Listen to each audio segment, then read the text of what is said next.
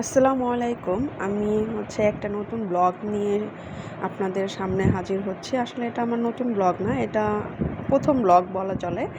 ওই যে দেখতে পাচ্ছেন লাল বিল্ডিংটা, ওটা আমরা উঠেছি। আর আমরা কোথায় এসেছি, কেন এসেছি এবং কোন রিসোর্টে এসেছি সে সম্পর্কে আপনারা অনেকে জানতে চেয়েছেন আমার কাছে। আমি তাদের উদ্দেশ্যে এই ভিডিওটা বানালাম আরকি। ওই যে দেখছেন গুটি, গুটি পায়ে আমার ছেলেটা হাঁটছে।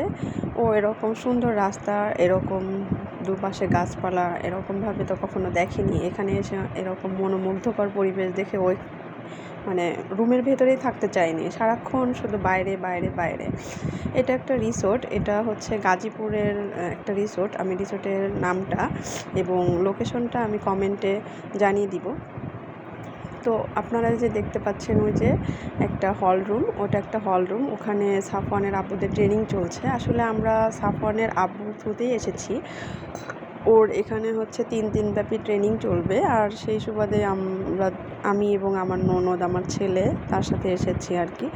আমাদের থাকাটা ফ্রি হলেও খাওয়াটা আমাদের নিজেদের দিতে হবে। আর এটা রেস্টুরেন্ট, আর রেস্টুরেন্টের সাথেই কিচেন রুম। আর এই যে আমার ননদিনী গুটি গুটি পায়ে সামনের দিকে আগাচ্ছে। সামনে বাচ্চাদের কিডস প্লে রাউন্ড আর কি।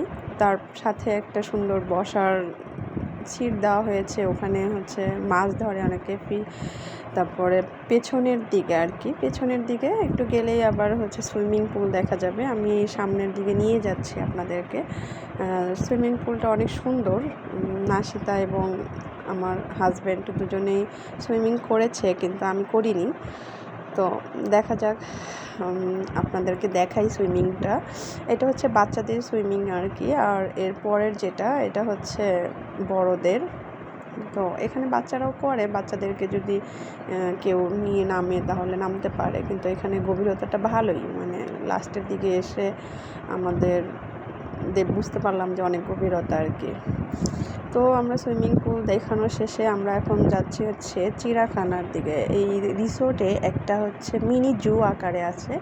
এই যে দেখতে পাচ্ছেন আমার ননদিনী সামনের দিকে এগিয়ে যাচ্ছে। এই পাশের সাইডে, আমাদের বাম পাশের সাইডে অনেক কবুতর এবং খরগোশ আছে, এগুলো আপনাদেরকে দেখাচ্ছি। এখানে পরিচর্যা করছে একটা লোক। তো ও খরগোশে হাত দিচ্ছিল, হাতটা একটু কামড়াচ্ছিল আর কি। আমি নিষেধ করলাম কামড়ায় না। এখানে একটা বিশাল পুকুর ওরা করেছে।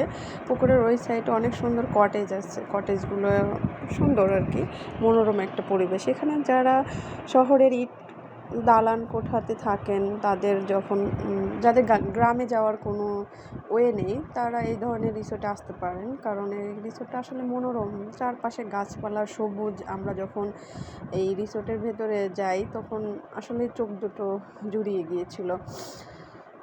এই তো আমরা এখন যাচ্ছি হরিণ দেখতে। এখানে নাকি হরিণ আছে। আমি ভাবলাম আমার বাচ্চাটাকে একটু হরিণ দেখায়। আমার বাচ্চা তো এখানে এসে খুব খুব খুশি হয়েছে। কি বলবো, এত বেশি আনন্দ।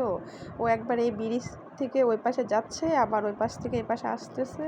ওর কাণ্ডগুলোই এটা। এই যে দেখা যাচ্ছে একটা মঞ্চ, ওটা মুক্ত মঞ্চ বলা চলে আর কি।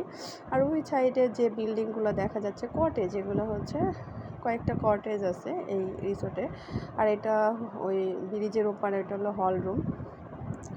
তো আমি বাবুকে নিয়ে আবার আসছি যে আসো আমরা হরিণ দেখি। তুমি তো হরিণ দেখোনি। তো ওকে আমরা হরিণ দেখানোর জন্য নিয়ে যাচ্ছি। তো ও এখানে যাবেই না। ও এই ব্রিজটা একবার পার হবে আবার আসবে, পার হবে আবার আসবে। যে এগুলো কটেজ আর কি। কটেজগুলো আসলে অনেক সুন্দর। আর ওইটা কোর্ট দুটো দেখছেন, ওটা ব্যাডমিন্টনের কোর্ট। এই ব্যাডমিন্টনের কোর্টে কথা না বললেই নয়। এখানে আসলে আমরা রিসিপশন থেকে ব্যাডমিন্টন নিতে গিয়েছিলাম। আমাদের বলছে যে ৫০০ টাকা করে দিতে হবে। তারপরে আর বৃষ্টির ভেতরে আর খেলা হয়নি আর কি। ওই যে হরিণগুলো দেখছেন, ওই হরিণগুলো আসলে কাছে ছিল। আমরা যখনই এখানে আসলাম তখনই ওরা আমাদের দেখে পালিয়ে গেল। মানে বুঝতেই পারলাম না ওরা এত ভীতু, হরিণ এত ভীতু হয়। অথচ আমরা জানি যে হরিণ আসলে মানুষের সাথে বসবাস করতে খুব পছন্দ করে।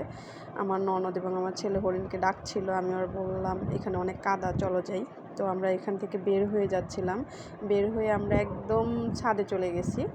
দেখেন ছাদটাও এদের, আসলে ছাদটা অনেক সুন্দর, ফুল দিয়ে একদম সাজানো আছে। আর ছাদের বাইরে দেখাচ্ছি, ছাদের বাইরে এত বেশি সুন্দর, মানে চারপাশটা শুধু সবুজ আর সবুজ, মানে আপনি যেদিকে তাকাবেন সেদিকেই